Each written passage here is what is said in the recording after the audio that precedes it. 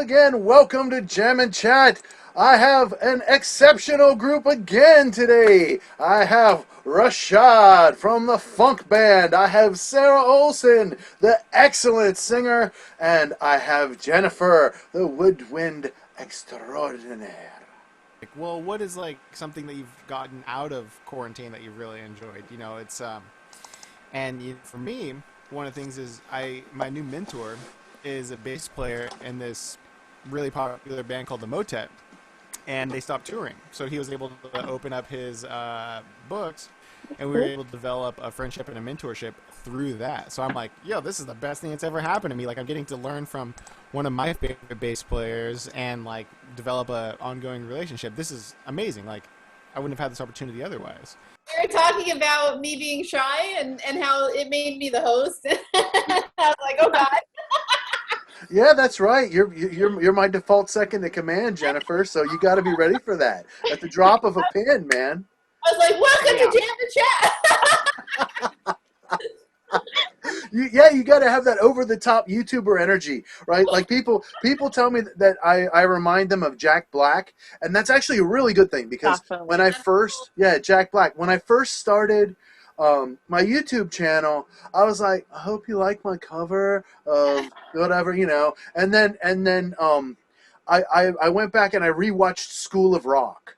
That movie really I influenced me love as this an film. entertainer. Just the way Jack Black had the same energy of the kids. The Yeah. creative, fun, like in the present moment, just like let's just party all day and fuck working, and let's just make a band instead of studying math. It's great, right? Get up, I have to do some math. I just love that movie so much. So it's like, okay, I'm gonna bring some of that energy, and so yeah. Yeah. But what was funny was it literally cut off right when I was saying something good that came out of the quarantine was me and you connected again. Because It's Yeah. true. we hadn't talked in a while. And then I think you contacted me or something. And it was pretty cool. So I said, that was awesome because now we've been talking like once a week at least. So it's pretty fun. Like Yeah. people and actually same with my family too. We had a cousins party on Zoom last week, so that was really cousins I haven't seen in like years. So How did it that go? was good. There was like 40. We have a really big Italian family, so there was like over Yeah. 40 people, but it was fun. Confusing but fun. Yeah. So, yeah. It was a birthday. It was like a birthday / get together thing. Nice. You leaving again? Where's he going? No, it's all good. It's all good. I was like, where are you going? I think you're gonna be the host from now on.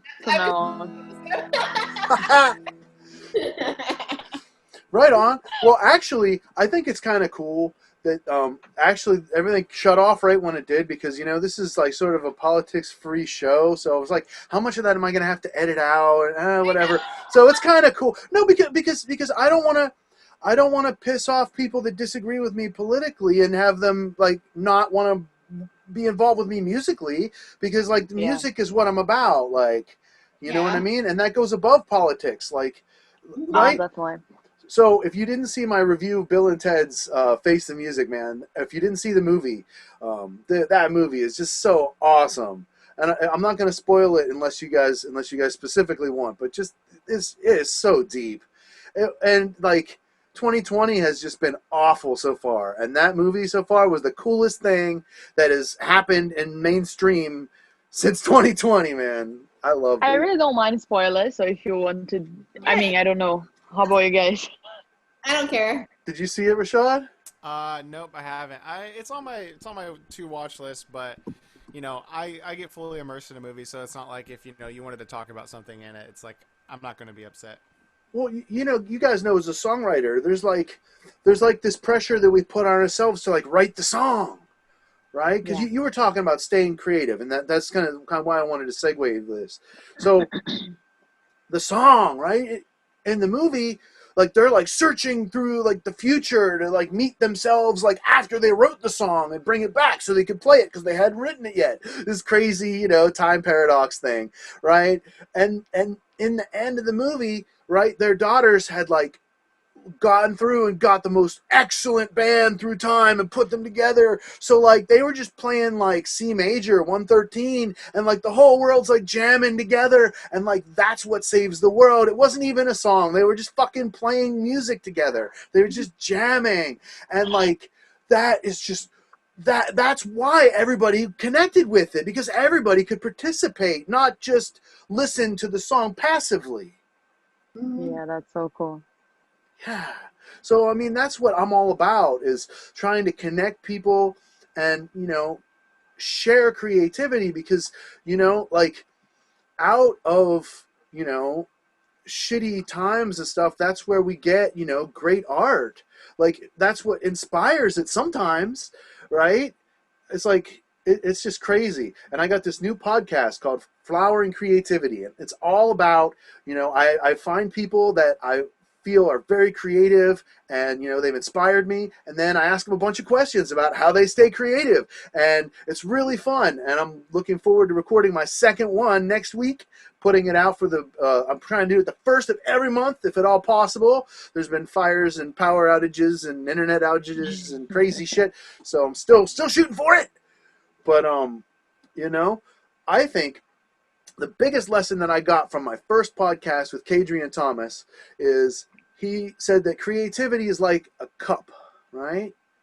And so like when you have an idea, if you take and you act on that idea, it's like you drink from the cup.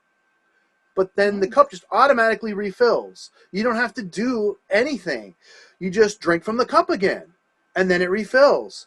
And you think about it. If you don't drink from the cup, there's no room in the cup. So if it fills up, it's just going to overflow and spill out everywhere. Right? It's such a beautiful analogy. So creativity, to stay creative, it's about taking that little teeny weeny little sip. And then the next one comes. Take that. And then the next one comes. And take that. Right? And that's how I've been writing. Like I've been trying to not, I have to have the whole idea for the whole song. No, like I'll like open a little word processor on my computer and I'll type the first line. Then I'll go outside and I'll jog. And while I'm jogging, I'll clear my mind and then the next line will come in. And then I'll come back and run inside and I'll type it. Right? And I just take one little sip at a time. And then that way it's just automatic. It just keeps happening and flowing just like the river. An interesting process. It is vastly different for me. So with creativity for me, I took a big page out of oh god, how am I forgetting? Stephen King.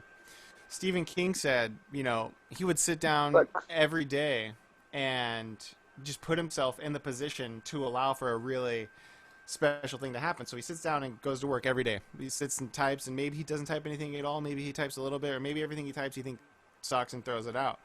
I try and do the same thing. I try and put myself at my desk and with my instrument in my hand and allow myself to be in the position for that sort of creative inspiration to come through me. So if it happens, boom, all right, hit record. This is an awesome idea. I can't wait to show it to my band or whatever the idea may be. But if I don't, and then when it does happen, I'm like, I am going to run this well dry. Like God is with me and we are going to make an awesome song. And it'll be the type of thing where I just throw my hand on the keyboard and there's my melody. It's just like, it's almost hard to even take responsibility for the song or the piece at that time. Cause it's like, man, I feel so connected to like, I just call it muse. God's a little too extreme. So I'm like, like a muse, it's just like this butterfly lady type of vibe instead of almighty like white male in the sky. And so I'll sit there and I'll hammer the whole thing out within 12 hours. And and then I can come through and make revisions and edits and things like that. But to me, it's like, man, leaving the song and then trying to come back to it with a different energy does not help me serve the music at all. So it's awesome to see other people's sort of forms of creativity with the same sort of idea in mind and how their process kind of differs from person to person. Right on, man. That's beautiful. And it's being consistent is really important. So, you just show up and do the work. Some days will be better than others. Totally. Showing definitely like half the battle. It's like going to the gym. It's like the hardest part is getting in the car and driving there. Well, when you used to be able to do things like that. Thank you very much for joining me on Matthew's Music Lesson Studio. Please share this video, like, and subscribe. And did you know that you can get online music lessons from me on Zoom? I recorded MP4 for you, and you can then review that lesson forever. You can have it so we can go over it, you can practice along with it, and then that way, no matter what, you can relax and enjoy the lesson. So please, MatthewsMusicLessonStudio.com. I'll see you guys next time on Matthew's Music Lesson Studio.